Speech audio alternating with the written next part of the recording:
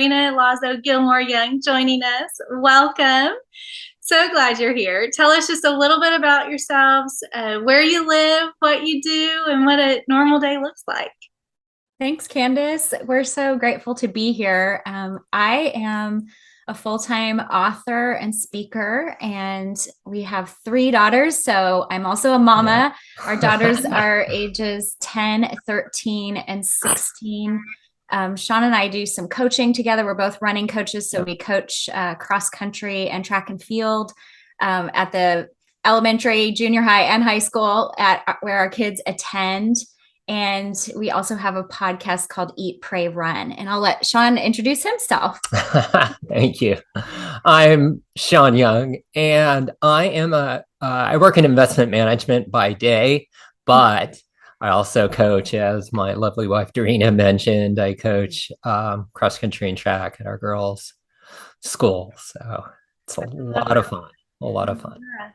I love that. When I first came across your book, Run, Walk, Run, Soar, I just thought, yes, this is so good. I wish that I had this book when I first started training for my first half marathon. I'm just not a runner. I played volleyball growing up, so running was always punishment for me. So I really had to get over that mental block of this is fun. But I only ran my first half because I had a friend that I roped into skydiving for my birthday. And so then for her birthday that next year, she said, "You're running a half with me." And I was like, this is not fair. It's not fair. But I now ran 3 half marathons. And so I just truly believe, like, if I can do it, anyone can do it. But I'm curious, we're going to dive into more of your book. But before we do, how did running start for you? I mean, you both coach cross running. I'm guessing you're lifelong runners, but how did this really start?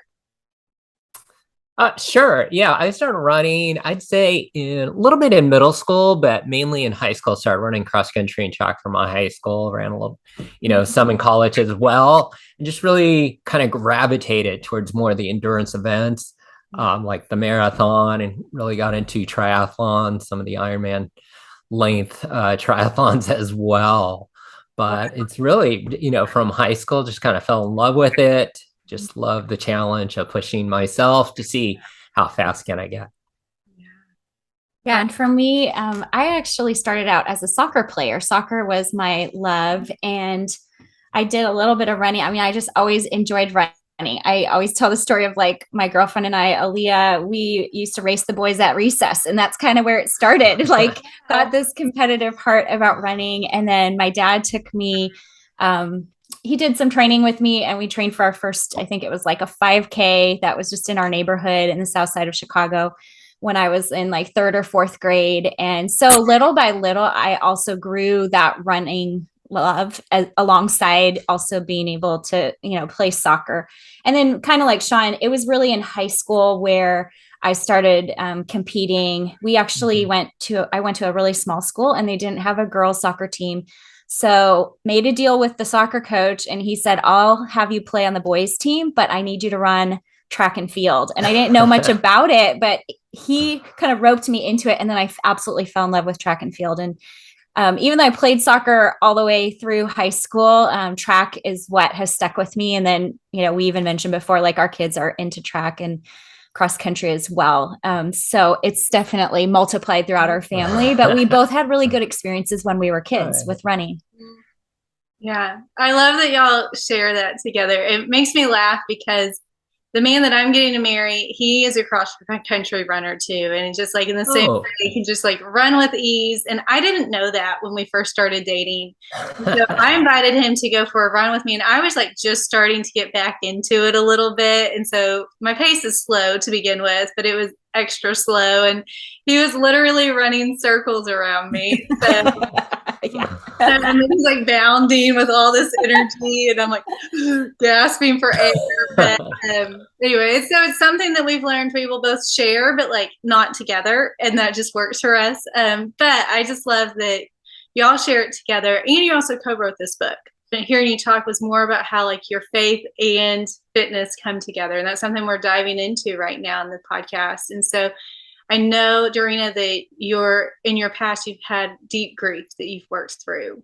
And so I'm curious if you could share a little bit more about that and how that experience affected not only your running, but also your walk with God. Yeah, thanks for that invite to share, Candace. So part of my story, Shawn and I share that we were both runners since we were little and got into it a little bit more in high school. I actually moved out here to California after college and I got married. I was married to a man named Eric Lee Gilmore. We met on a mission trip to Haiti. And 8 years ago, he actually was, well, it's about 8.5 years ago, he was diagnosed with stage 4 melanoma cancer.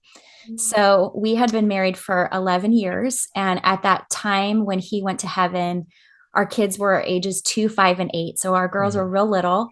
And suddenly, so much of my life was completely turned upside down. I didn't know what the future held. I didn't know how to grieve from day to day myself as a young widow in my 30s, let alone leading little kids through that. And running was one of the things that I held on to. There's a lot of things actually that I felt like the Lord was asking me to step away from. I stepped away from our ministry in Haiti. I stepped away from some other leadership positions.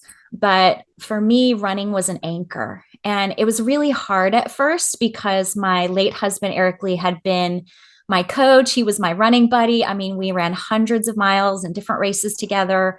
He was always pushing our jogger stroller with our kids. And so I wondered, like, can I really do this again? It's going to be so, just soaking with memories of him. But that after that first time of like getting out there on the track and running with my friends, I realized, this is something that was a part of me even before he was. And it was something that I believe that God could use as my healing.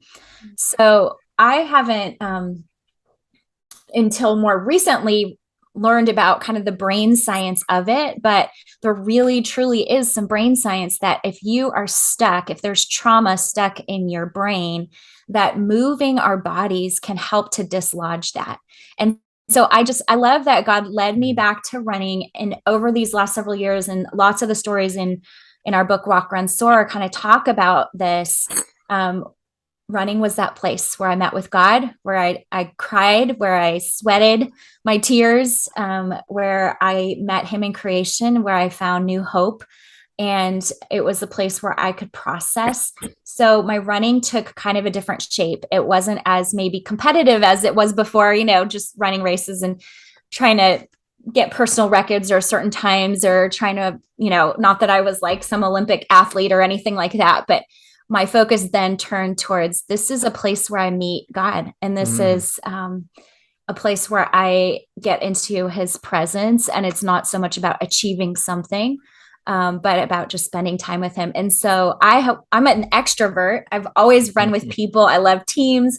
I love community. But through my grief journey, I've actually learned to really love running by myself. And that's partly because I love being with Jesus. And that's my time I get to be with him. Yeah.